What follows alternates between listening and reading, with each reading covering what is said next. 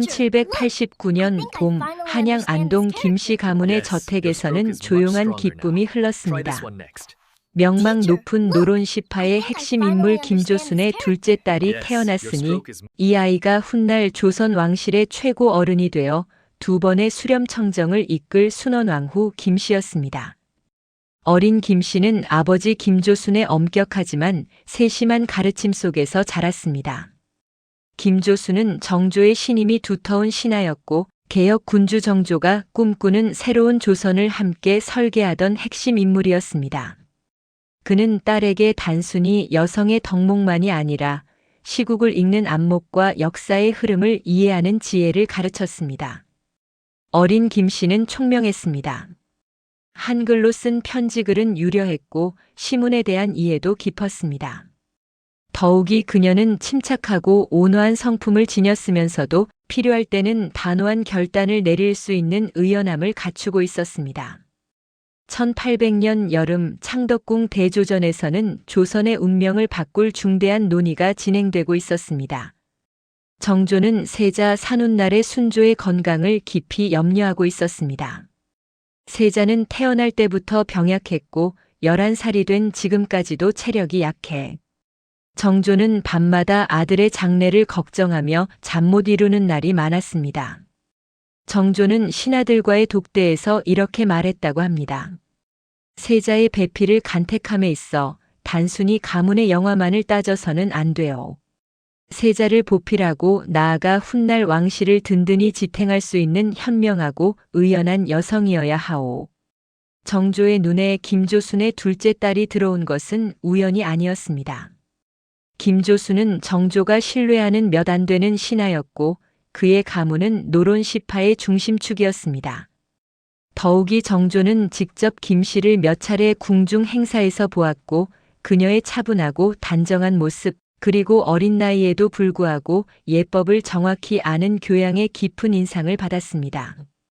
1800년 6월 28일 경희궁에서 정식으로 세자빈 간택이 시작되었습니다. 초간택에는 수십 명의 처녀가 올랐고 재간택을 거쳐 최종 3간택에서 김조순의 딸이 낙점되었습니다. 11살의 김씨는 이날 세자빈으로 책봉되며 자신의 운명이 조선 왕실과 하나로 엮이는 순간을 맞이했습니다. 그러나 그녀는 아직 이 간택이 얼마나 무거운 짐을 자신에게 지울지 알지 못했습니다. 그런데 국혼 준비가 한창이던 1800년 6월 조선은 충격적인 비보를 접하게 됩니다. 정조가 창덕궁 영춘원에서 갑작스럽게 승한 것입니다. 향년 49세, 재위 24년 만에 급작스러운 죽음이었습니다. 정조의 죽음은 단순한 국왕의 서거가 아니었습니다. 그것은 조선의 개혁이 멈추는 순간이었고 이후 60년간 이어질 세도 정치의 서막이 열리는 비극적인 전환점이었습니다. 정조가 승하하자 병약한 11살 순조가 즉위했습니다. 어린 왕을 대신해 영조의 계비였던 정순왕후 김씨 경주 김씨 노론 벽파가 수렴청정을 시작했습니다. 창덕궁의 분위기는 순식간에 차가워졌습니다. 정순왕후는 정조가 펼쳤던 개혁 정책들을 하나씩 되돌리기 시작했고 정조가 신임했던 신하들을 조정에서 몰아냈습니다. 특히 천주교에 대한 탄압은 가혹했습니다. 1801년 1월 신유박해가 시작되었습니다. 정순왕후와 노론 벽파는 천주교를 사교로 규정하고 대대적인 탄압에 나섰습니다.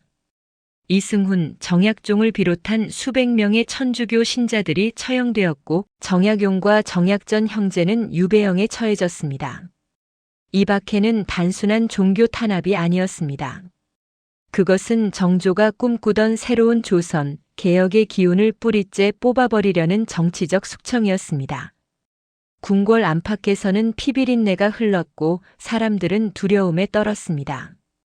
이러한 경랑 속에서 1802년 3월 14살의 김씨는 창덕궁 대조전에서 순조의 정비로 책봉되는 가래를 올렸습니다. 그녀는 이제 왕후가 되었지만 그 자리는 영광보다는 불안으로 가득했습니다. 남편 순조는 여전히 병약했고 할머니 정순왕후의 그늘 아래에서 왕으로서의 권위를 제대로 행사하지 못하고 있었습니다.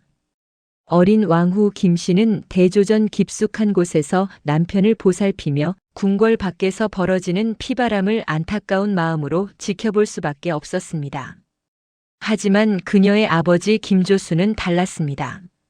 정조의 급서 이후 혼란스러운 정국 속에서도 김조수는 조용하지만 확실하게 자신의 입지를 다지고 있었습니다.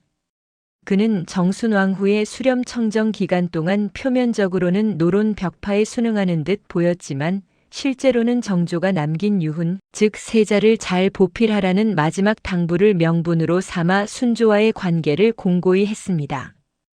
김조수는 딸이 왕후가 되면서 국구왕비의 아버지라는 지위를 얻었고 이는 곧 조정에서의 막강한 영향력을 의미했습니다.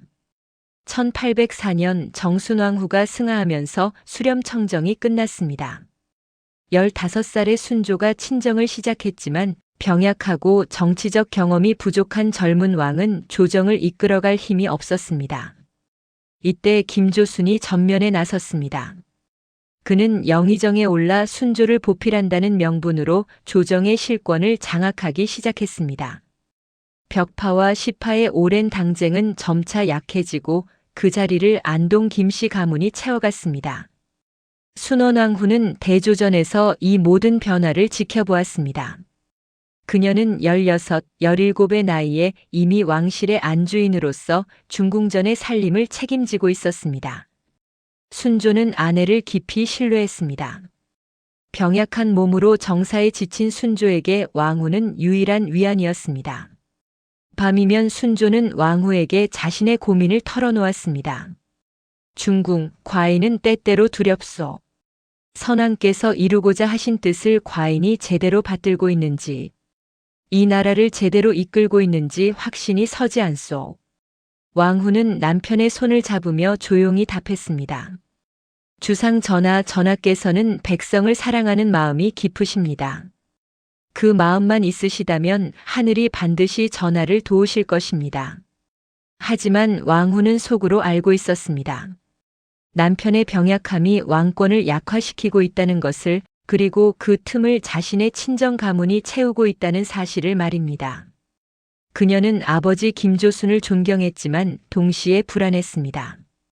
권력이 한 가문에 집중되는 것이 결코 왕실에, 나아가 나라에 좋은 일이 아니라는 것을 본능적으로 느끼고 있었기 때문입니다. 1809년 순원왕후는 21살의 나이에 아들을 낳았습니다. 세자로 책봉된 이 아이가 바로 훗날의 효명세자 추존 문조였습니다. 창덕궁은 오랜만에 기쁨으로 가득 찼습니다. 순조는 후사를 얻은 기쁨에 눈물을 흘렸고 왕후는 아들을 품에 안으며 간절히 기도했습니다. 부디 이 아이가 건강하게 자라 훗날 이 나라의 훌륭한 임금이 되게 하소서. 그러나 순원왕후는 아직 몰랐습니다. 이 아들이 자신에게 가장 큰 희망이 되었다가 가장 깊은 절망을 안겨줄 존재가 되리라는 것을 말입니다. 궁궐 밖에서는 안동 김씨의 세력이 날로 커져갔습니다.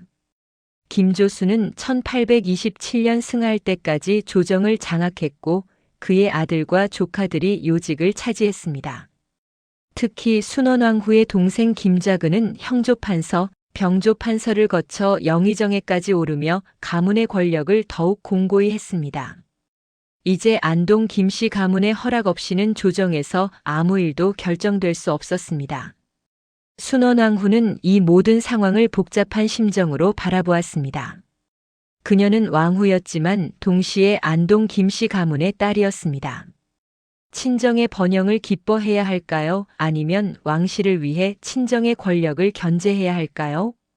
이 물음은 그녀의 일생을 괴롭힐 근본적인 딜레마였습니다. 1827년 가을, 아버지 김조순이 승하했습니다. 순원왕후는 대조전에서 3년상을 치르며 아버지를 애도했습니다. 김조순은 떠나면서 딸에게 이렇게 당부했다고 전해집니다. 왕실을 잘 보필하거라. 그것이 우리 가문이 정조 대왕께 받은 은혜를 갚는 길이니라. 하지만 현실은 아버지의 유언과 달리 흘러갔습니다. 김조순이 세상을 떠난 후 안동 김씨 가문은 오히려 더욱 노골적으로 권력을 휘둘렀습니다. 김좌근을 중심으로 한 가문의 젊은 세대들은 아버지 김조순이 가졌던 절제와 명분을 잃어버리고 탐욕스럽게 권력을 탐했습니다. 이 시기 궁궐에서는 희망의 씨앗이 자라고 있었습니다. 효명세자가 장성하고 있었던 것입니다. 세자는 아버지 순조와 달리 건강했고 문무를 겸비한 뛰어난 자질을 보였습니다. 순원왕후는 아들에게서 정조의 모습을 보았습니다. 세자는 책을 읽고 역사를 공부하며 왕이 되어 이 나라를 바로 세우겠다는 꿈을 키웠습니다. 1827년 19살이 된 효명세자는 순조의 건강 악화로 대리청정을 시작했습니다. 젊은 세자는 즉시 개혁에 착수했습니다. 그는 안동 김씨 세도 가문의 전횡을 견제하고 조정에 새로운 인재를 등용하며 무너진 왕권을 다시 세우려 했습니다. 순원왕후는 아들의 의지에 깊은 감명을 받았고 은밀하게 아들을 지원했습니다. 세자, 어머니는 그대를 믿는다. 그대라면 선왕의 뜻을 이어받아 이 나라를 바로 세울 수 있을 것이다. 효명세자는 어머니에게 고개를 숙이며 답했습니다. 어마마마, 소자는 반드시 왕실의 권위를 회복하고 백성이 편안한 나라를 만들겠나이다.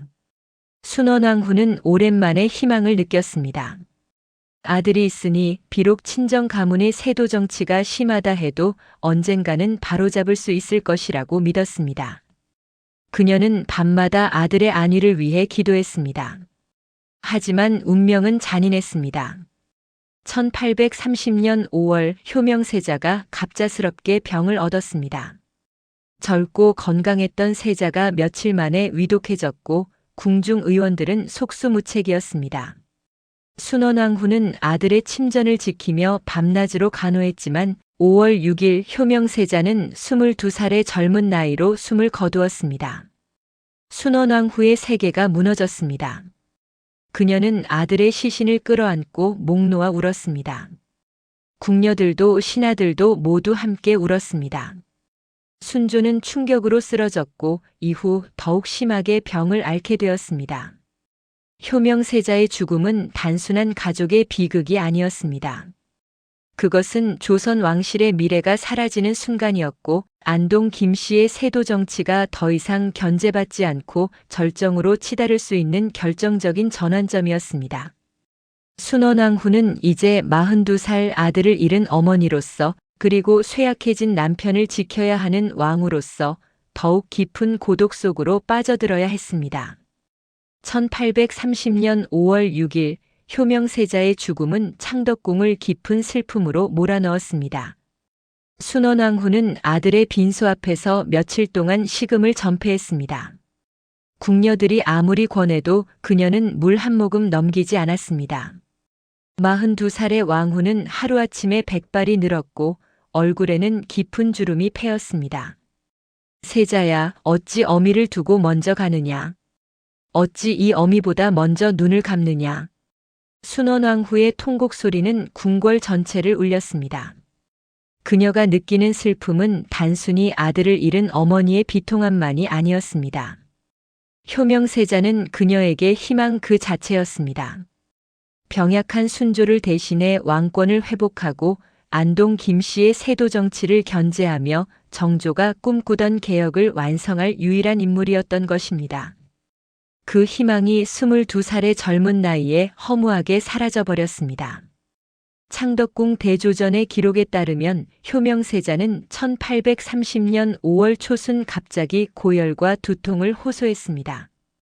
처음에는 가벼운 감기로 여겼지만 불과 사흘 만에 상태가 급격히 악화되었습니다. 궁중 의원들이 총동원되어 온갖 처방을 시도했으나 효과가 없었습니다. 세자는 의식이 혼미해졌고 5월 6일 새벽 어머니 순원왕후와 아버지 순조가 지켜보는 가운데 숨을 거두었습니다. 효명세자의 죽음을 둘러싸고는 당시부터 많은 의혹이 있었습니다. 승정원 일기의 기록을 보면 세자의 병세가 너무나 급격하게 악화되었다는 점이 여러 차례 언급됩니다. 건강했던 젊은 세자가 단 며칠 만에 사망했다는 것은 당시 사람들에게도 석연치 않게 느껴졌습니다.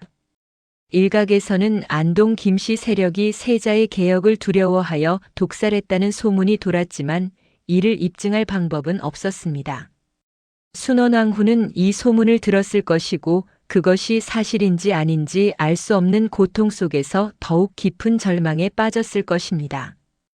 효명세자의 장례는 1830년 7월에 거행되었습니다. 능은 경기도 구리의 수릉으로 정해졌고 장례 행렬은 장엄했지만 슬픔으로 가득했습니다. 순원왕후는 3년상을 결심했고 그 기간 동안 대조전 깊숙한 곳에 칩거하며 아들을 애도했습니다. 그녀는 날마다 아들의 영정 앞에서 눈물을 흘렸고 밤이면 아들이 남긴 글씨와 그림을 꺼내보며 그리움을 달랬습니다. 효명세자는 생전에 문예에 뛰어났습니다. 그는 시를 짓고 글씨를 쓰고 음악을 사랑했습니다. 특히 궁중 무용과 음악을 정리하여 정제무도홀기를 편찬하는 등 문화적 업적을 남겼습니다. 순원왕후는 이런 아들의 모습을 자랑스러워했고 아들이 단순한 무력이 아닌 문치로 나라를 다스릴 현명한 군주가 되리라 기대했습니다. 그러나 이제 그 모든 것은 추억 속에만 남았습니다. 순조는 아들의 죽음으로 더욱 깊은 병에 빠졌습니다. 순조실록의 기록에 따르면 순조는 효명세자가 사망한 이후 거의 정사를 돌보지 못했습니다. 그는 하루 종일 침전에 누워 지냈고 신하들을 만나는 것조차 힘겨워했습니다. 원래 병약했던 순조는 아들의 죽음이라는 충격을 견디지 못했던 것입니다. 순원왕후는 남편을 간호하며 자신의 슬픔을 사겼습니다. 그녀는 왕으로서 무너져서는 안 된다는 것을 알고 있었습니다. 남편이 쓰러진 지금 왕실을 지켜야 할 사람은 자신밖에 없었습니다. 그녀는 눈물을 닦고 대조전의 살림을 이끌며 조정의 일들을 챙겼습니다. 비록 공식적인 정치 권한은 없었지만 병든 순조를 대신해 왕으로서 할 수 있는 모든 일을 했습니다. 1830년부터 1834년까지 순조의 마지막 4년은 고통의 연속이었습니다. 순조는 점점 더 쇠약해졌고 1834년에 이르러서는 거의 의식을 잃은 채 침상에 누워있는 날이 많았습니다. 순원왕후는 날마다 남편의 침전을 지켰습니다. 그녀는 남편의 손을 잡고 옛날 이야기를 들려주며 위로했습니다. 주상 전하 신첩과 처음 만난 날을 기억하시나이까? 전하께서는 수줍어하시며 신첩을 제대로 바라보지도 못하셨지요. 순조는 희미하게 미소를 지었습니다. 기억하오 중궁. 그날 그대는 참으로 아름다웠소. 지금도 마찬가지요. 이런 짧은 대화가 두 사람에게는 큰 위안이었습니다. 순원왕후는 남편과 함께한 34년의 세월을 떠올렸습니다. 순조는 완벽한 왕은 아니었지만 선량하고 따뜻한 사람이었습니다. 그는 아내를 사랑했고 신뢰했으며 언제나 존중했습니다. 순원왕후는 그런 남편을 진심으로 아꼈습니다. 1834년 11월 13일 순조가 창경궁 환경전에서 승하했습니다. 향년 45세, 재위 34년 만의 죽음이었습니다. 순원왕후는 또 한 번 깊은 슬픔에 잠겼습니다. 4년 전 아들을 잃은 데 이어 이제 남편마저 잃었습니다. 그녀는 이제 46살 인생의 반을 넘긴 나이였지만 삶의 가장 소중한 두 사람을 모두 잃은 고독한 여인이 되었습니다. 순조의 장례는 1835년 1월에 거행되었습니다.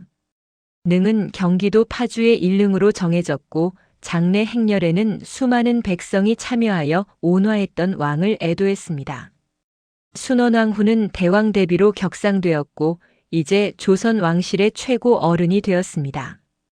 그러나 그녀에게 주어진 것은 명예뿐만이 아니었습니다. 순조가 승하하면서 왕위는 효명세자의 아들, 즉 순원왕후의 손자인 헌종에게 돌아갔습니다. 헌종은 당시 겨우 8살의 어린아이였습니다. 어린 왕을 보필하고 조정을 이끌고 왕실을 지켜야 할 무거운 책임이 순원왕후의 어깨에 놓였습니다. 순원왕후는 창덕궁 대조전에서 깊은 고민에 빠졌습니다. 그녀는 왕실의 최고 어른으로서 수렴청정을 해야 할 것인가, 아니면 조정의 대신들에게 맡겨야 할 것인가를 놓고 밤낮으로 고심했습니다. 그러나 선택의 여지는 없었습니다. 8살의 어린 왕이 홀로 조정을 이끌 수는 없었고, 대신들 중에는 안동 김씨를 중심으로 한 외척 세력이 득세하고 있었습니다.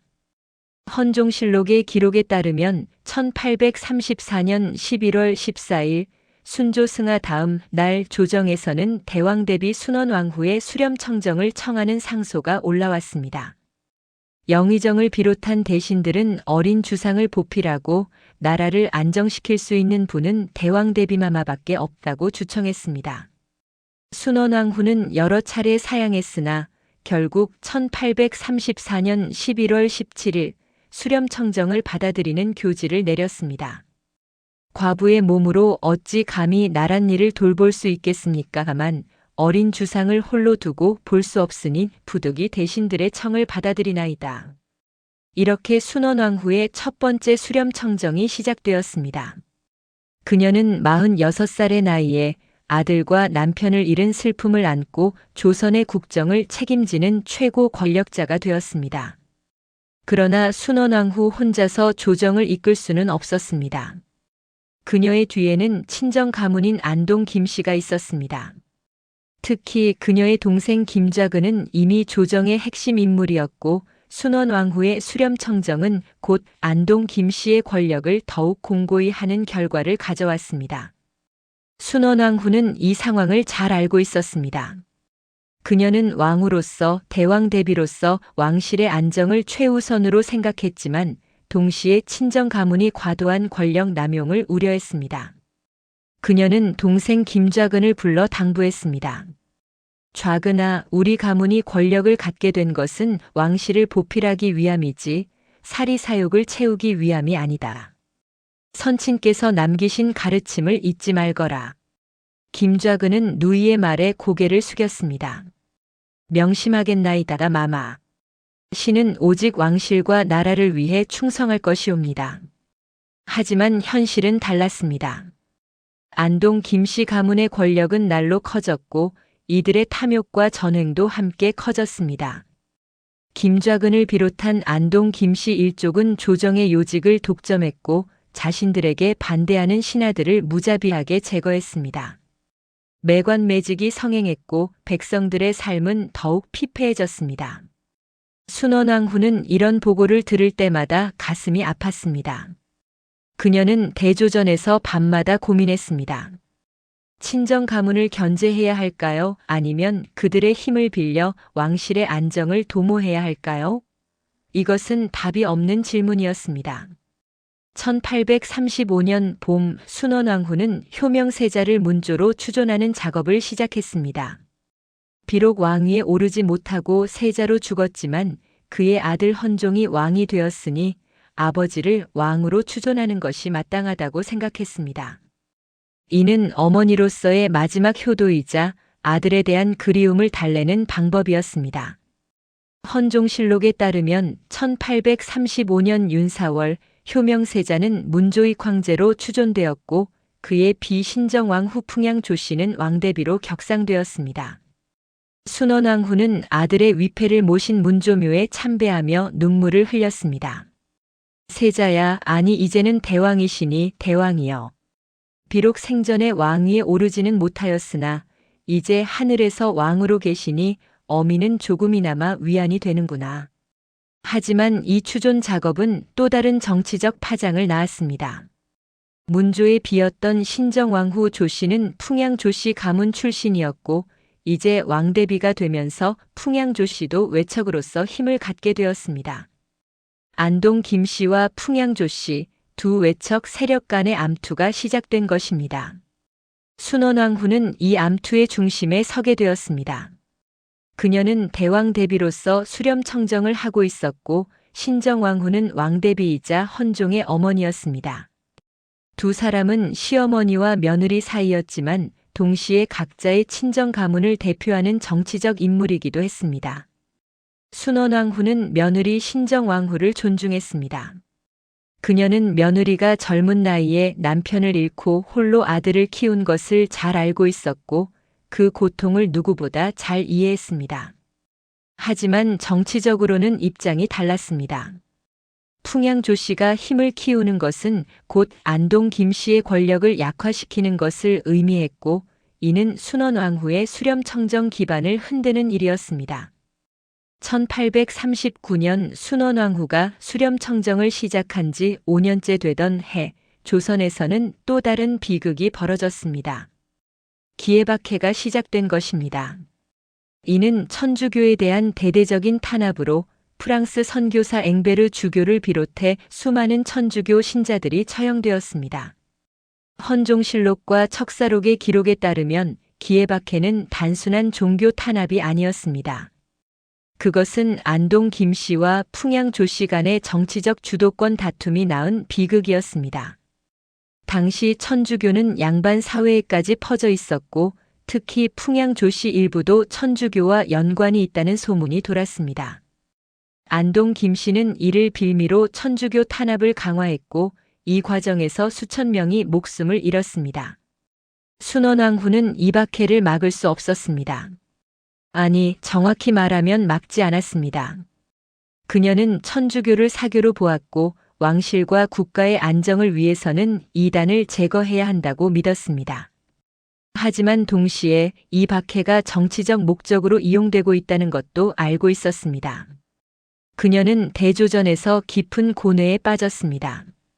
1841년 순원왕후는 헌종이 15살이 되자 수렴청정을 거두었습니다. 그녀는 7년간의 수렴청정을 마치며 헌종에게 당부했습니다. 주상 전하, 이제 전하께서 친히 정사를 돌보실 나이가 되었나이다. 부디 선왕들의 뜻을 받들어 나라를 잘 다스리소서. 헌종은 할머니에게 깊이 절했습니다. 대왕 대비마마 소소는 마마의 은덕을 평생 잊지 않겠나이다. 순원왕후는 수렴청정을 거두었지만 여전히 왕실의 최고 어른으로서 영향력을 유지했습니다. 그리고 그녀는 알고 있었습니다. 앞으로 더 큰 시련이 기다리고 있다는 것을 말입니다. 1841년 순원왕후가 수렴청정을 거둔 후 창덕궁에는 잠시나마 평온이 찾아온 듯 했습니다. 15살이 된 헌종은 친정을 시작했고 순원왕후는 대조전에서 물러나 손자가 홀로 서기를 하는 모습을 지켜보았습니다. 그러나 이 평온은 표면적인 것에 불과했습니다. 헌종은 총명한 아이였습니다. 그는 할아버지 순조와 아버지 효명세자의 피를 이어받아 학문을 좋아했고 백성을 사랑하는 마음이 깊었습니다. 헌종실록의 기록을 보면 헌종은 경연, 왕이 신하들과 함께 학문을 논하는 자리에 열심히 참석했고 백성의 고통에 대한 보고를 들을 때마다 깊이 탄식했다고 합니다.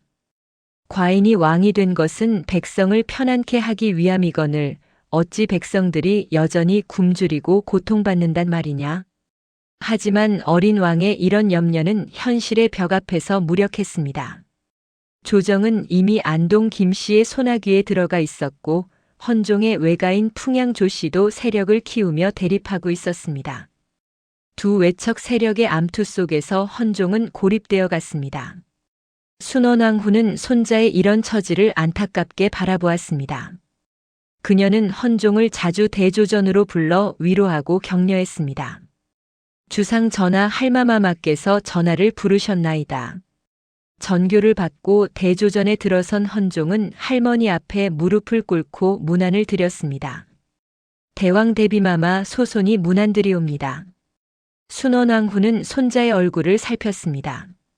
얼굴에는 피곤한 기색이 역력했고 눈빛에는 걱정이 가득했습니다. 그녀의 마음이 아팠습니다. 주상, 요즘 정사에 지쳐 보이는구나.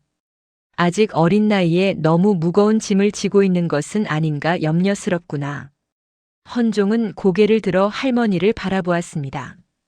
대왕 대비마마 소손은 괜찮사옵니다. 다만 조정의 일들이 소손의 뜻대로 되지 않아 답답할 따름이옵니다. 순원왕후는 한숨을 쉬었습니다. 그녀는 손자가 겪고 있는 어려움을 누구보다 잘 알고 있었습니다. 안동 김씨와 풍양 조씨의 대립, 매관매직의 성행, 그리고 백성들의 고통. 이 모든 것이 어린 왕의 어깨를 짓누르고 있었습니다. 주상 할마마마도 젊은 시절 많은 어려움을 겪었느니라. 때로는 참고 때로는 지혜롭게 대처해야 하느니라. 조급하게 서둘러서는 안 되느니라. 헌종은 할머니의 말씀에 고개를 끄덕였지만 그의 눈빛에는 여전히 불안이 남아 있었습니다. 1844년 헌종이 18살이 되던 해 조정에서는 중요한 논의가 벌어졌습니다. 왕비 간택이었습니다. 헌종은 이미 1837년에 김조근의 손녀딸인 효현왕후를 맞이했으나 1843년에 효현왕후가 23세 젊은 나이로 승하했던 것입니다. 이제 다시 왕비를 간택해야 했습니다. 순원왕후는 이 간택에 깊이 개입했습니다. 그녀는 왕실의 안정을 위해서는 강력한 외척의 뒷받침이 필요하다고 판단했고 다시 한번 안동 김씨 가문에서 왕비를 간택하기로 결정했습니다. 1844년 12월 김문근의 딸이 간택되어 효정왕후가 되었습니다.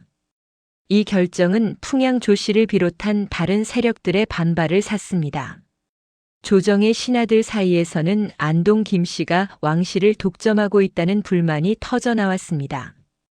헌종실록 1844년 12월 조의 기록을 보면 일부 신하들이 왕비 간택의 공정성에 대해 문제를 제기했다는 내용이 있습니다. 순원왕후는 이런 비판을 알고 있었습니다. 하지만 그녀는 자신의 결정이 옳다고 믿었습니다. 왕실의 안정을 위해서는 강력한 외척이 필요했고 그녀가 신뢰할 수 있는 것은 자신의 친정 가문뿐이었습니다. 그러나 이것은 악순환의 시작이었습니다. 안동 김씨의 권력이 강해질수록 다른 세력들의 반발도 커졌고 조정의 분열은 더욱 심화되었습니다. 1846년 순원왕후는 58살이 되었습니다. 세월은 그녀를 늙게 만들었지만 왕실의 최고 어른으로서 그녀의 권위는 여전했습니다. 그녀는 대조전에서 왕실의 대소사를 관장했고 헌종의 정사에도 계속 영향력을 행사했습니다. 이 시기 조선 사회는 급격히 변화하고 있었습니다. 서양 선박들이 조선 근해에 자주 출몰했고 천주교는 탄압에도 불구하고 계속 퍼져나갔습니다. 백성들의 삶은 더욱 피폐해졌고 곳곳에서 밀란의 조짐이 보였습니다. 1846년에는 진주에서 대규모 밀란이 일어나 조정을 뒤흔들었습니다. 헌종실록 1846년 6월 조의 기록에 따르면 진주 밀란은 탐관 오리들의 가혹한 수탈에 분노한 백성들이 일으킨 봉기였습니다. 수천 명의 백성들이 진주성을 포위했고 관할을 습격했습니다. 조정은 군대를 보내 진압했지만 이 사건은 조선 사회의 깊은 병폐를 드러냈습니다. 순원왕후는 이 소식을 듣고 깊은 우려에 빠졌습니다. 그녀는 대신들을 불러 대책을 논의했습니다. 백성들이 관할을 습격할 정도로 고통받고 있다니 이것이 어찌 된 일이냐. 지방 수령들의 탐악이 이 지경에 이르렀단 말이냐. 영의정 권돈인 안동 김씨의 사람이 아뢰었습니다. 대왕 대비마마, 이는 일부 탐관 오리들의 잘못이옵니다. 조정에서는 이미 해당 관리들을 파직하고 처벌했사옵니다. 순원왕후는 고개를 저었습니다. 파직과 처벌만으로는 부족하니라. 근본적인 대책이 필요하니라. 하지만 근본적인 대책은 나오지 않았습니다. 안동 김씨 세력은 자신들의 기득권을 지키는 데만 급급했고 백성들의 고통은 계속되었습니다. 순원왕후는 답답했지만 그녀 혼자서 할 수 있는 일은 제한적이었습니다. 1847년 헌종은 21살이 되었지만 여전히 고독했습니다. 그는 왕으로서의 권위를 제대로 행사하지 못했고 외척들의 그늘 아래에서 갇혀 지냈습니다. 그는 때때로 할머니 순원왕후를 찾아와 자신의 속마음을 털어놓았습니다. 대왕 대비마마 소소는 때때로 의문이 듭니다. 과연 소손이 진정한 왕인지 아니면 그저 이름뿐인 허수아비인지 말입니다. 순원왕후는 손자의 말에 가슴이 찢어지는 듯 했습니다. 그녀는 손자의 손을 잡았습니다. 주상, 그런 생각을 하지 마시옵소서. 전하는 조선의 정통한 왕이시옵니다. 다만 아직 어리시어 대신들의 보필이 필요할 뿐이옵니다. 하지만 헌종은 고개를 저었습니다. 대왕 대비마마 소손은 이미 21살입니다. 선왕들께서는 이 나이에 이미 나라를 훌륭히 다스리셨습니다. 그런데 소손은 아무것도 할 수 없습니다. 순원왕후는 손자를 달래려 했지만 그녀 자신도 죄책감을 느끼고 있었습니다. 자신의 친정 가문이 손자를 이렇게 무력하게 만든 것이 아닌가 하는 생각이 들었던 것입니다. 1848년 조선에는 또 다른 위기가 찾아왔습니다. 천주교에 대한 탄압이 다시 강화된 것입니다. 이번에는 프랑스 선교사 페레올 주교와 다블리 신부 등이 체포되어 처형되었습니다. 병오박해라 불리는 이 사건은 안동 김씨가 주도했지만 순원왕후도 이를 묵인했습니다. 헌종실록과 사학징의의 기록에 따르면 병오박해는 1846년 김대건 신부가 순교한 이후 천주교가 더욱 확산되자 이를 막기 위해 시작되었습니다. 조정에서는 천주교를 삼강오륜을 파괴하는 사교로 규정했고 대대적인 색출 작업에 나섰습니다. 순원왕후는 이 박해에 대해 복잡한 감정을 가지고 있었습니다. 그녀는 유교적 질서를 믿었고 천주교가 조선의 전통적 가치를 위협한다고 생각했습니다. 하지만 동시에 무고한 사람들이 죽어가는 것을 보며 마음이 편치 않았습니다. 그녀는 대조전에서 밤마다 기도했습니다. 부디 이 땅에 평화가 깃들게 하소서. 더 이상 무고한 피가 흐르지 않게 하소서. 1849년 6월 조선 왕실은 또 다른 비극을 맞이했습니다. 헌종이 갑자기 병을 얻은 것입니다. 헌종은 평소에도 건강이 좋지 않았지만 1849년 초여름부터 병세가 급격히 악화되었습니다. 궁중 의원들이 총동원되었지만 왕의 병은 차도를 보이지 않았습니다. 순원왕후는 손자의 침전을 지키며 밤낮으로 간호했습니다. 그녀는 이미 남편 순조와 아들 효명세자를 병으로 잃었던 경험이 있었기에 이번에는 무슨 수를 써서라도 손자를 살리고 싶었습니다. 주상, 정신을 차리시옵소서. 할마마마가 여기 계시나이다. 헌종은 희미하게 눈을 떴습니다. 그의 얼굴은 창백했고 숨소리는 가늘었습니다. 대왕 대비마마. 소손은 훌륭한 왕이 되지 못했나이다. 용서하시옵소서. 순원왕후의 눈에서 눈물이 흘러내렸습니다. 무슨 말씀을 하시는 것이옵니까? 전하께서는 훌륭한 왕이시옵니다. 부디 기운을 차리시옵소서. 하지만 헌종의 목숨은 꺼져가고 있었습니다. 1849년 6월 6일 헌종은 창경궁 환경전에서 승하했습니다. 향년 23세, 재위 15년 만에 죽음이었습니다. 순원왕후는 또 한 번 깊은 슬픔에 빠졌습니다. 남편, 아들에 이어 이제 손자마저 잃었습니다. 61살의 노년에 그녀는 세 번째 장례를 치러야 했습니다. 헌종의 장례는 1849년 8월에 거행되었고 능은 경기도 구리의 경릉으로 정해졌습니다. 헌종이 승하하면서 조선 왕실은 전례 없는 위기에 빠졌습니다. 헌종은 후사가 없었던 것입니다. 왕비 효정 왕후와의 사이에서도 후궁들과의 사이에서도 자식이 없었습니다. 이는 곧 왕위 계승자가 없다는 것을 의미했고 조선 왕실은 벼랑 끝에 섰습니다. 헌종실록과 철종실록의 기록에 따르면 헌종이 승하한 당일 밤 창덕궁 대조전에서는 긴급 회의가 열렸습니다. 순원왕후, 신정왕 후헌종의 생모, 그리고 조정의 핵심 대신들이 모여 후계자를 논의했습니다. 후사가 없으니 종친 중에서 왕을 세워야 하옵니다.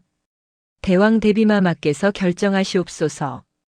대신들의 청을 받은 순원왕후는 깊은 고민에 빠졌습니다. 누구를 왕으로 세워야 할 것인가? 종친 중에는 여러 명의 후보가 있었지만 순원왕후의 선택은 의외였습니다. 강화도에 있는 이원범을 데려오너라. 대신들은 놀랐습니다. 이원범은 전계대원군의 셋째 아들로 강화도에서 농사를 지으며 살고 있는 평범한 종친이었습니다. 그는 왕실과 멀리 떨어져 있었고 정치와는 전혀 무관한 삶을 살고 있었습니다. 대왕 대비마마 이원범은 왕실과 거리가 먼 인물이옵니다. 과연 그가 왕위를 감당할 수 있겠사옵니까? 순원왕후는 단호하게 말했습니다. 바로 그렇기 때문이니라. 정치에 물들지 않은 순수한 사람이 필요하니라. 그를 데려오도록 하라. 1849년 6월 9일 강화도에서 이원범이 급히 궁궐로 올라왔습니다. 19살의 청년은 갑작스러운 소환에 놀라고 두려워했습니다. 그는 평생 강화도를 벗어난 적이 없었고 궁궐이 어떤 곳인지도 제대로 알지 못했습니다. 순원왕후는 이원범을 만나보고 더욱 확신했습니다. 그는 순박하고 착했습니다. 비록 학문은 부족했지만 순수한 마음을 가지고 있었습니다. 무엇보다 그는 정치적 야망이 없었습니다. 순원왕후는 이런 사람이라면 자신이 잘 이끌 수 있을 것이라 생각했습니다. 1849년 6월 10일 이원범은 철종으로 즉위했습니다. 순원왕후는 대왕 대비로서 두 번째 수렴청정을 시작했습니다. 그녀는 61살의 나이에 다시 한번 조선의 국정을 책임지는 최고 권력자가 되었습니다. 그러나 이번 수렴청정은 15년 전과는 달랐습니다. 헌종은 어려도 총명했고 왕실의 정통성이 분명했습니다. 하지만 철종은 강화도에서 갑자기 올라온 왕이었고 글조차 제대로 읽지 못했습니다. 이는 곧 순원왕후의 권력이 나아가 안동 김씨의 권력이 더욱 강화되는 것을 의미했습니다. 순원왕후는 대조전에서 새로운 왕을 교육시키기 시작했습니다. 철종은 순박했지만 왕으로서 필요한 교양과 지식이 턱없이 부족했습니다. 그녀는 인내심을 가지고 철종을 가르쳤습니다. 주상, 왕이란 백성의 부모이시니라. 항상 백성을 생각하고 백성을 사랑해야 하느니라. 철종은 순원왕후를 깊이 존경했고 그녀의 말에 순종했습니다. 하지만 그는 여전히 궁궐 생활에 적응하지 못했고 왕으로서의 역할을 제대로 이해하지 못했습니다. 조정에서는 안동 김씨의 권력이 절정에 달했습니다. 김좌근을 비롯한 안동 김씨 일족은 모든 요직을 독점했고 철종은 그저 그들의 허수아비에 불과했습니다. 순원왕후는 이 상황을 알고 있었지만 다른 선택의 여지가 없었습니다. 철종이 혼자서 나라를 다스릴 수 없는 이상 안동 김씨의 힘을 빌릴 수밖에 없었던 것입니다. 그녀는 밤마다 대조전에서 고민했습니다. 자신이 한 선택이 과연 옳은 것이었는지, 조선의 미래를 위한 것이었는지, 아니면 단지 친정 가문이 권력을 지키기 위한 것이었는지. 이 질문에 그녀는 명확한 답을 찾지 못했습니다. 다만 한 가지 확실한 것은 이제 돌이킬 수 없는 길로 접어들었다는 사실이었습니다. 1849년 6월 철종이 즉위하면서 창덕궁의 분위기는 이전과는 완전히 달라졌습니다.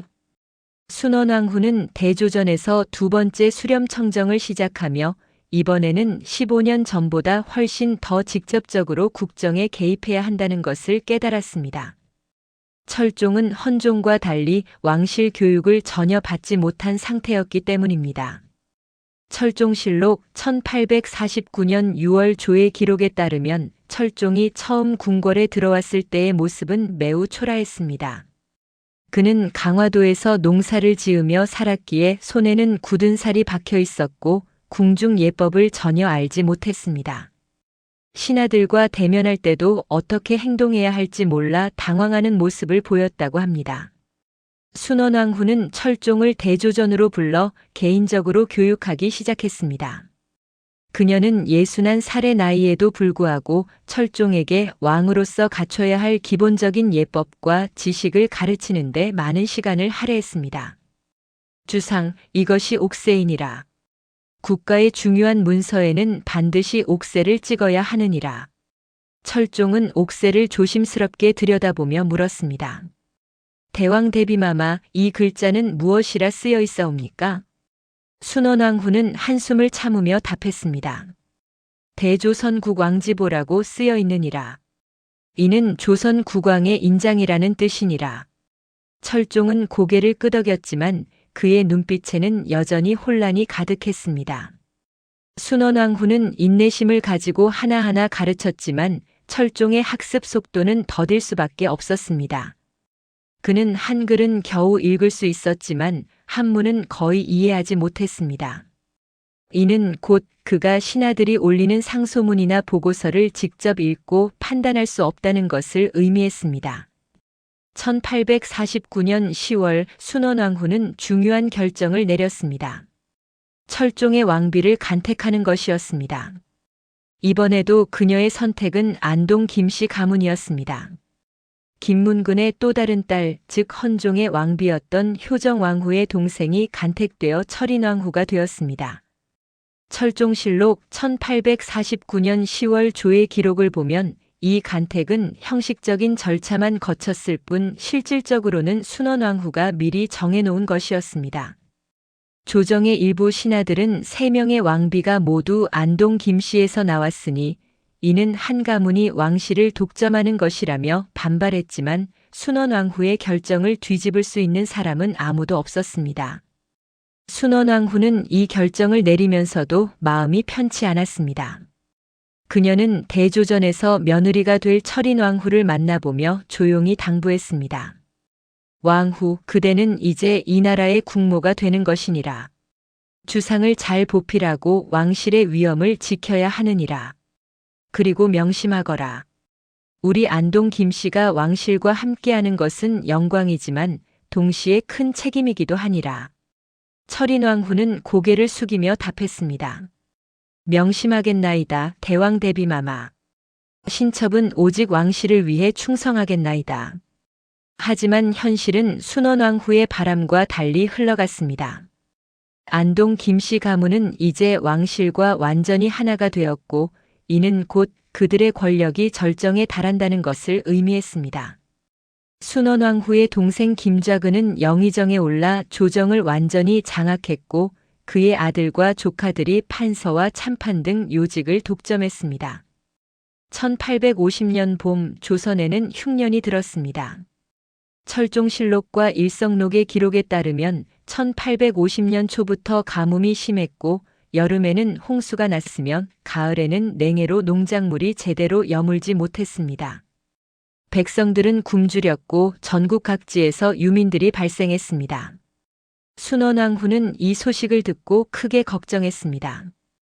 그녀는 비변사의 대신들을 불러 대책을 논의했습니다. 흉년이 들어 백성들이 굶주린다 하니 창고를 열어 진율하도록 하라. 그리고 세금을 감면하여 백성들의 부담을 덜어주도록 하라. 영의정 김좌근이 아뢰었습니다. 대왕 대비마마 마마의 뜻은 지당하시나 국고가 이미 바닥나 있사옵니다. 진율을 하려 해도 곡식이 부족하고 세금을 감면하면 내년 국가 재정에 큰 어려움이 있을 것이옵니다. 순원왕후는 놀라며 물었습니다. 국고가 바닥났다니 그것이 무슨 말이냐? 조선의 창고에 곡식이 없다는 말이냐? 김좌근은 머뭇거리다가 답했습니다. 마마 실은 지난 수년간 관리들의 부정으로 많은 곡식이 유실되었사옵니다. 또한 전정, 군정, 환곡 등에서 문란함이 극심하여 제대로 거두어들이지 못했사옵니다. 순원왕후는 분노와 슬픔이 뒤섞인 감정을 느꼈습니다. 삼정의 문란은 이미 오래전부터 지적되어 온 문제였지만 안동 김씨를 비롯한 세도 가문들이 이를 고치려 하지 않았던 것입니다. 오히려 그들은 이 혼란 속에서 사리사욕을 채웠습니다. 이것이 과연 선왕들께 보고할 수 있는 일이냐? 백성이 굶주리는데 관리들은 배를 채우고 있으니 이 나라가 어찌 될 것이냐? 순원왕후의 질책에 대신들은 고개를 숙였지만 근본적인 개혁은 이루어지지 않았습니다. 안동 김씨 세력은 자신들의 기득권을 포기할 생각이 없었고 철종은 이를 바로잡을 힘이 없었습니다. 1851년 순원왕후는 63세 나이가 되었습니다.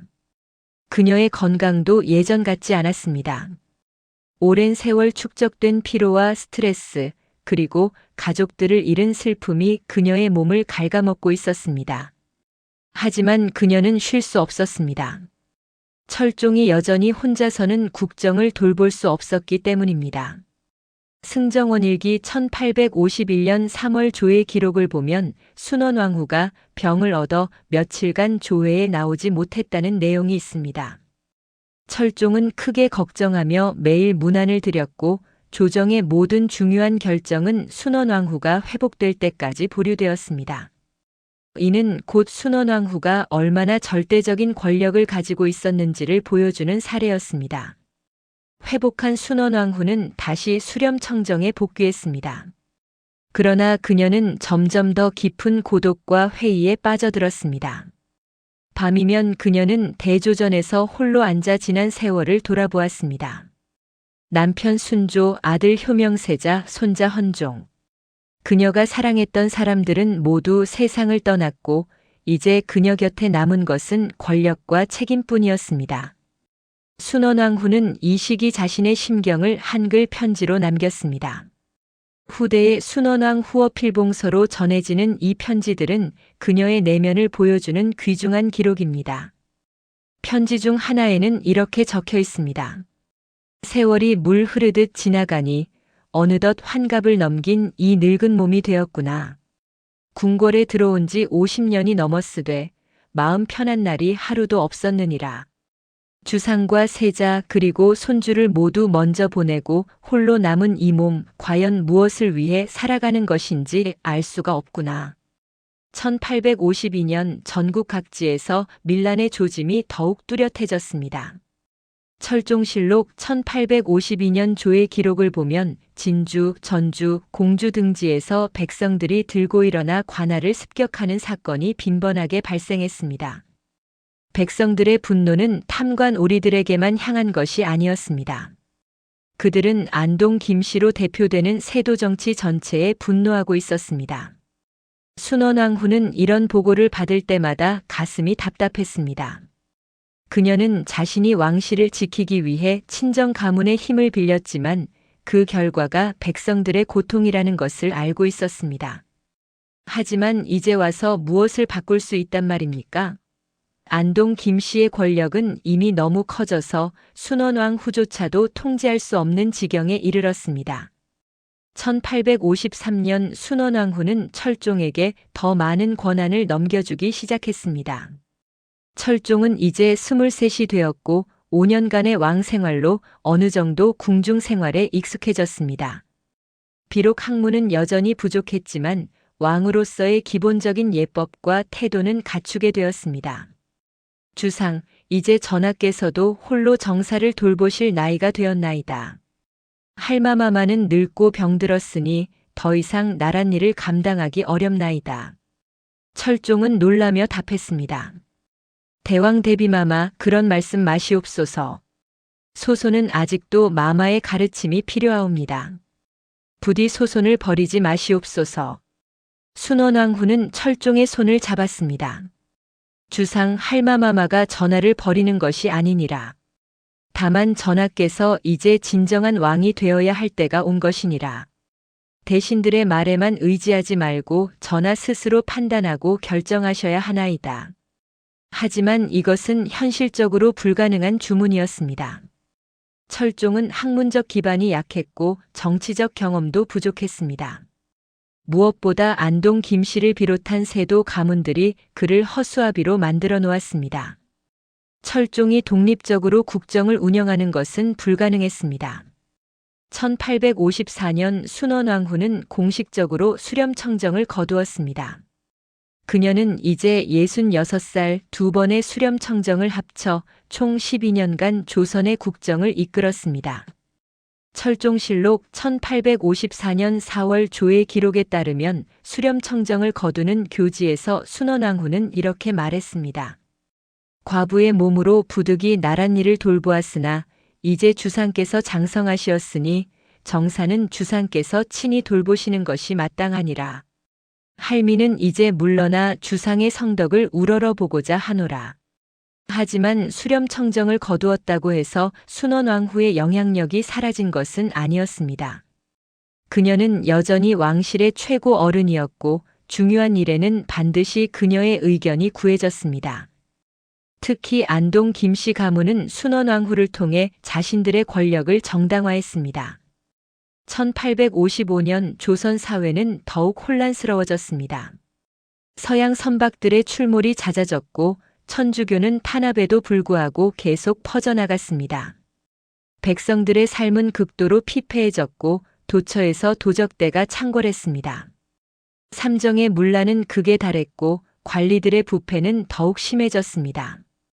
순원왕후는 이 모든 상황을 대조전에서 지켜보며 깊은 절망감을 느꼈습니다.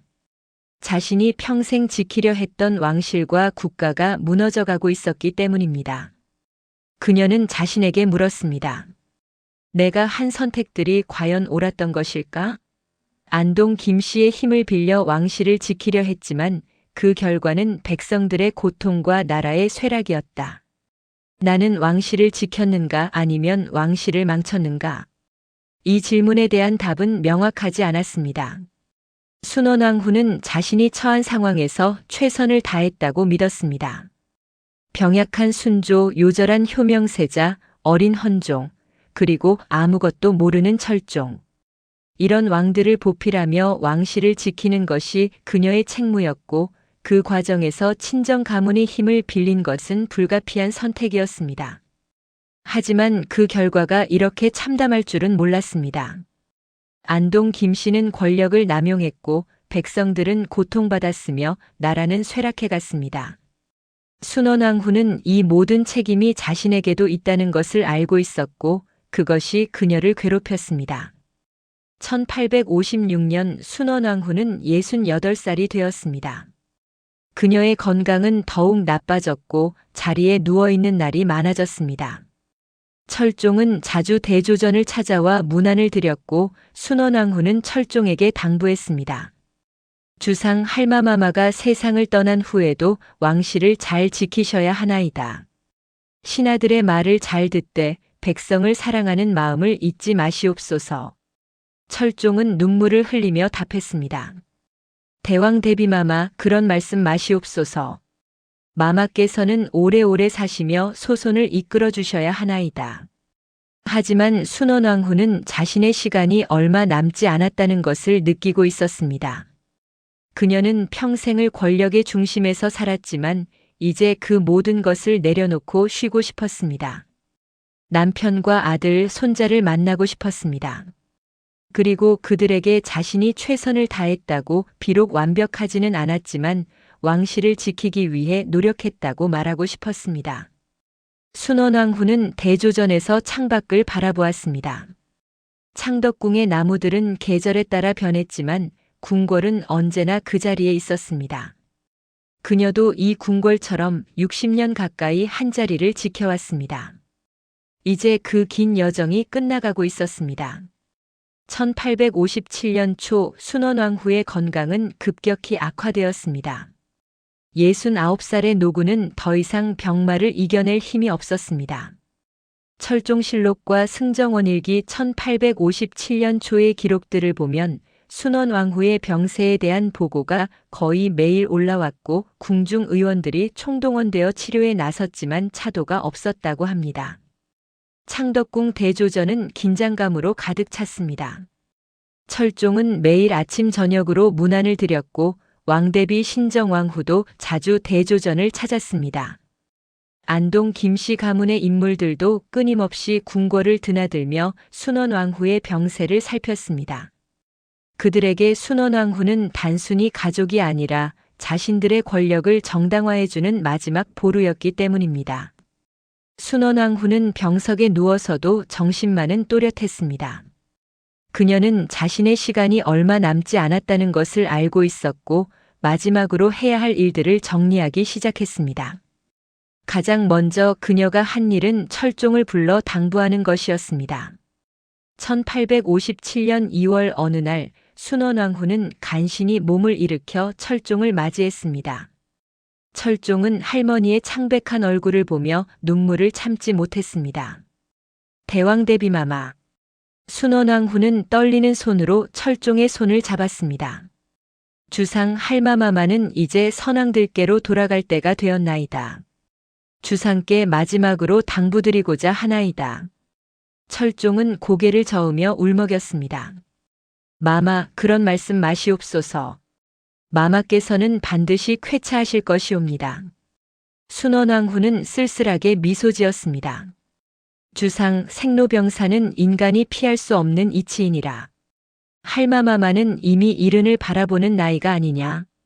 이제 편히 쉬고 싶구나. 순원왕후는 잠시 숨을 고른 후 계속 말했습니다. 주상 할마마마가 세상을 떠난 후에도 왕실을 굳건히 지키셔야 하나이다. 신하들의 보필을 받되 결코 그들에게 휘둘려서는 안 되느니라. 주상께서는 조선의 왕이시니 왕의 권위를 지키셔야 하나이다. 철종은 눈물을 흘리며 대답했습니다. 명심하겠나이다, 마마. 소소는 마마의 가르침을 평생 잊지 않겠나이다. 순원왕후는 또 한 가지를 당부했습니다. 그리고 주상 백성을 사랑하시옵소서. 왕이란 백성의 부모이니 백성이 굶주리고 고통받는다면 그것은 왕의 책임이니라. 부디 백성들이 편안히 살 수 있도록 힘쓰시옵소서. 이 말을 하는 순원왕후의 목소리에는 깊은 회한이 담겨 있었습니다. 그녀는 자신이 재위 기간 동안 백성들을 충분히 돌보지 못했다는 것을 알고 있었고 그것이 평생의 한으로 남았던 것입니다. 철종이 물러간 후 순원왕후는 궁녀들을 시켜 문갑을 가져오게 했습니다.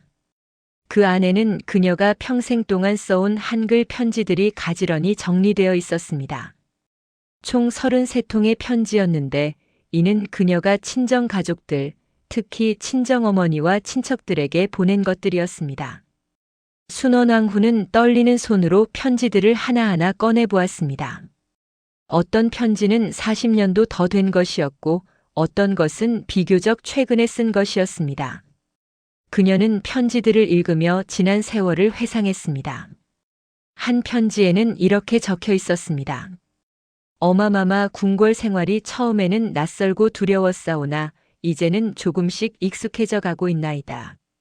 주상께서 저를 아껴주시니 저는 참으로 복된 사람이옵니다. 이것은 그녀가 20살도 되기 전에 쓴 편지였습니다. 순원왕후는 그때의 자신을 떠올렸습니다. 어리고 순진했으며 앞날에 어떤 고난이 기다리고 있는지 전혀 몰랐던 젊은 왕후의 모습을 말입니다. 또 다른 편지에는 아들 효명 세자에 대한 내용이 담겨 있었습니다.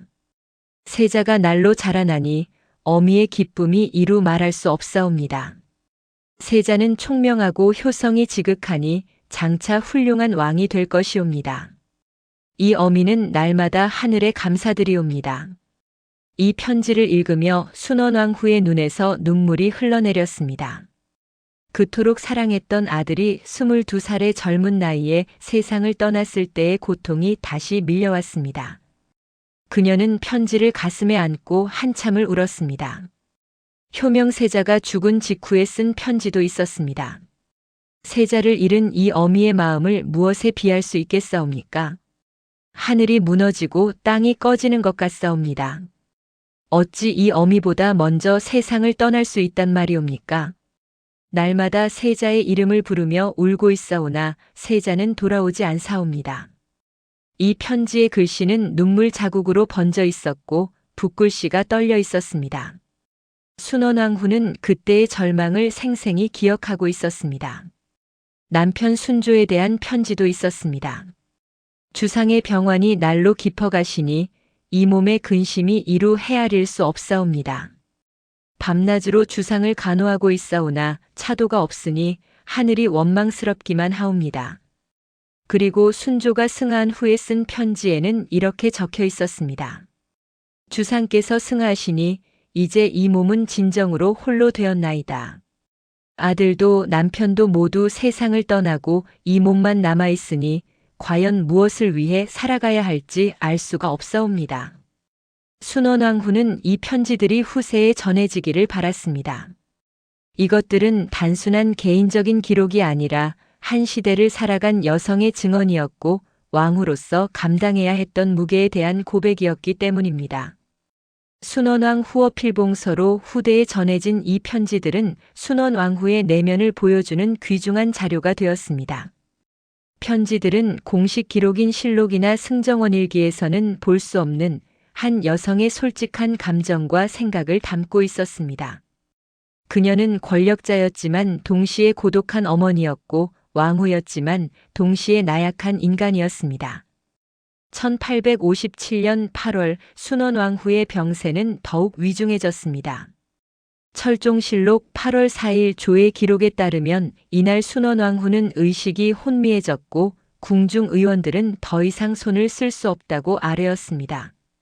철종은 대조전 밖에서 밤을 새우며 할머니의 쾌차를 빌었고 조정의 대신들도 모두 모여 순원왕후를 위해 기도했습니다. 8월 4일 새벽 순원왕후는 잠시 의식을 되찾았습니다. 그녀는 곁에 있던 궁녀들을 물리치고 혼자만의 시간을 가졌습니다. 그녀는 침상에서 창밖을 바라보았습니다. 동이 트고 있었고 새들이 지저귀고 있었습니다. 창덕궁의 아침은 언제나처럼 평화로웠습니다. 순원왕후는 지난 69년의 세월을 떠올렸습니다. 1789년 안동 김씨 가문에서 태어나 1800년 11살의 나이에 세자빈으로 간택되고 1802년 왕비가 되었습니다. 그 후 57년간 왕후로 대왕대비로 살아왔습니다. 그녀는 남편의 병약함을 보살폈고 아들의 죽음을 견뎌냈으며 손자들을 키웠습니다. 2번의 수렴 청정을 통해 조선의 국정을 이끌었고 왕실을 지키기 위해 온갖 노력을 기울였습니다. 하지만 그 대가는 무엇이었을까요? 안동 김씨의 세도 정치는 극에 달했고 백성들은 고통받았으며 나라는 쇠락해갔습니다. 그녀가 지키려 했던 왕실도 사실상 허울 뿐이었습니다. 철종은 무력한 왕이었고 진정한 권력은 외척들에게 있었습니다. 순원왕후는 자신에게 물었습니다. 나는 과연 무엇을 했는가? 왕실을 지켰는가 아니면 망쳤는가? 백성을 위했는가 아니면 친정 가문을 위했는가?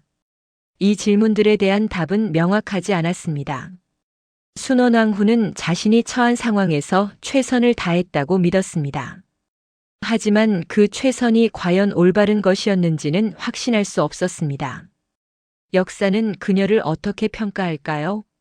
현명한 왕후로 기억될까요? 아니면 세도 정치의 공모자로 기억될까요? 순원왕후는 이런 생각들을 하며 조용히 눈을 감았습니다. 그녀는 더 이상 두렵지 않았습니다. 이제 남편과 아들, 손자를 만날 수 있을 것 같았습니다. 그들에게 자신이 했던 일들을 이야기하고 용서를 구하고 위안을 받을 수 있을 것 같았습니다. 1857년 8월 4일 오전 순원왕후는 창덕궁 대조전에서 조용히 숨을 거두었습니다. 향년 69세, 왕후로 재위한 지 55년 만의 죽음이었습니다. 철종은 할머니의 임종을 지켜보며 통곡했고 온 궁궐이 슬픔에 잠겼습니다. 철종실록 8월 4일 조의 기록은 순원왕후의 죽음을 이렇게 전하고 있습니다. 대왕대비께서 대조전에서 승하하시니 상하가 모두 슬퍼하였다. 대왕대비께서는 덕이 높고 은혜로우셨으며 2번의 수렴 청정을 통해 나라를 안정시키셨다. 그 공덕이 크시니 온 나라가 애도하는 바이다. 실록의 기록은 공식적이고 예의 바른 표현으로 가득했지만 실제로 순원왕후의 죽음이 조선 사회에 미친 영향은 복잡했습니다. 안동 김씨에게는 그들의 권력을 정당화해주던 마지막 보루가 사라진 것이었고 다른 세력들에게는 새로운 기회가 찾아온 것이었습니다. 순원왕후의 장례는 1857년 10월에 거행되었습니다. 능은 경기도 파주의 일릉으로 정해졌는데 이곳은 남편 순조가 묻힌 곳이었습니다. 57년 만에 부부가 다시 만나게 된 것입니다. 장례 행렬은 장엄했고 수많은 백성이 참여했습니다.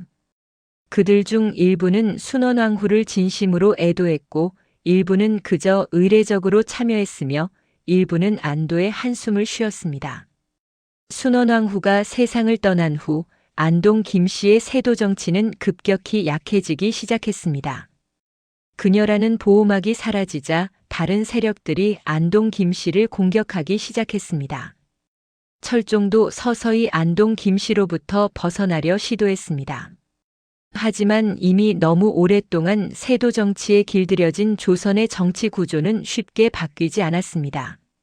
1863년 철종이 후사 없이 승하하면서 또 다른 전환점이 찾아왔습니다. 순원왕후가 철종을 왕으로 세웠던 것처럼 이번에는 신정왕후 풍양 조씨가 흥선대원군의 아들 이명복고종을 왕으로 추대했습니다. 흥선대원군은 집권하자마자 안동 김씨를 비롯한 세도 가문들을 숙청하기 시작했습니다. 순원왕후가 60년간 쌓아올린 안동 김씨의 권력은 불과 몇 년 만에 무너졌습니다. 후대의 역사가들은 순원왕후를 다양하게 평가했습니다. 어떤 이들은 그녀를 안동 김씨 세도 정치의 중심 인물이자 공모자로 비판했습니다. 그녀가 친정 가문의 권력을 키우기 위해 왕비 간택을 조작했고 무능한 철종을 왕으로 세워 안동 김씨의 전횡을 가능하게 했다는 것입니다. 반면 다른 이들은 그녀를 비운의 왕후이자 왕실의 수호자로 평가했습니다. 병약한 남편, 요절한 아들, 어린 손자들이라는 어려운 상황 속에서 그녀가 할 수 있는 최선의 선택을 했다는 것입니다. 친정 가문의 힘을 빌린 것은 왕실을 지키기 위한 불가피한 선택이었으며 그녀 개인은 권력욕이 없었다는 평가입니다. 진실은 아마도 이 두 극단 사이 어딘가에 있을 것입니다. 순원왕후는 완벽한 성인도 악독한 권력자도 아니었습니다. 그녀는 자신이 처한 시대적 상황 속에서 살아남기 위해 그리고 자신이 사랑하는 사람들을 지키기 위해 최선을 다한 한 인간이었습니다. 순원왕후가 남긴 33통의 한글 편지는 현재 국립중앙박물관과 한국학중앙연구원 등에 소장되어 있습니다. 이 편지들은 국보로 지정되어 있으며 조선 후기 왕실 여성의 삶과 내면을 보여주는 귀중한 자료로 평가받고 있습니다. 편지들을 읽어보면 권력자가 아닌 한 여성으로서의 순원왕후를 만날 수 있습니다. 남편을 걱정하고 아들을 사랑하고 가족을 그리워하는 평범한 여성의 모습이 그곳에 있습니다. 순원왕후의 생애는 19세기 조선의 축소판이었습니다. 정조의 죽음으로 시작된 개혁의 좌절, 세도 정치의 득세, 왕권의 약화, 백성들의 고통, 그리고 서서히 다가오는 근대의 충격. 이 모든 것들이 그녀의 69년 생애 동안 펼쳐졌습니다. 순원왕후가 세상을 떠난 지 160년이 넘는 시간이 흘렀습니다. 그녀가 살았던 창덕궁은 여전히 서울 한복판에 서 있고 그녀가 묻힌 일릉도 여전히 파주에 있습니다. 그리고 그녀가 남긴 편지들은 박물관 유리 케이스 안에서 후손들에게 말을 걸고 있습니다. 나는 완벽하지 않았습니다. 많은 실수를 했고 때로는 잘못된 선택을 했습니다. 하지만 나는 내가 할 수 있는 최선을 다했습니다. 나를 판단하되 내가 처했던 상황도 함께 이해해 주십시오. 순원왕후의 이야기는 단순히 과거의 역사가 아닙니다. 그것은 권력과 책임, 가족과 국가, 개인의 양심과 시대적 한계 사이에서 고민했던 한 인간의 기록입니다. 그녀의 선택들이 과연 옳았는지, 그녀가 남긴 유산이 무엇인지에 대한 평가는 여전히 진행 중입니다. 하지만 한 가지 분명한 것은 순원왕후가 조선 말기의 가장 격동적인 60년을 관통하며 왕실의 최고 어른으로서 무거운 짐을 지고 걸어갔다는 사실입니다. 그 여정이 순탄하지 않았고 결과가 완벽하지 않았지만 그녀는 끝까지 자신의 자리를 지켰습니다. 순원왕후의 묘비명에는 이렇게 적혀 있습니다. 덕이 높고 은혜로우시어 두 번의 수렴청정으로 나라를 안정시키셨다. 이것이 공식적인 평가입니다. 하지만 그녀가 남긴 편지들이 전하는 진실은 조금 다릅니다. 그곳에는 고독과 슬픔, 회의와 자책이 가득합니다. 그리고 바로 그 인간적인 모습이 순원왕후를 단순한 역사 속 인물이 아닌 우리와 같은 감정을 가진 한 여성으로 기억하게 만듭니다. 해가 지고 계절이 바뀌고 세월이 흐릅니다. 창덕궁 대조전에서는 이제 더 이상 왕후의 모습을 볼 수 없지만 그녀가 남긴 편지들은 여전히 우리에게 말을 걸고 있습니다. 권력의 무게, 선택의 고뇌, 그리고 한 시대를 살아간 여성의 용기에 대하여. 순원왕후의 이야기는 이렇게 역사 속에 영원히 남아 후세 사람들에게 깊은 성찰을 던져주고 있습니다.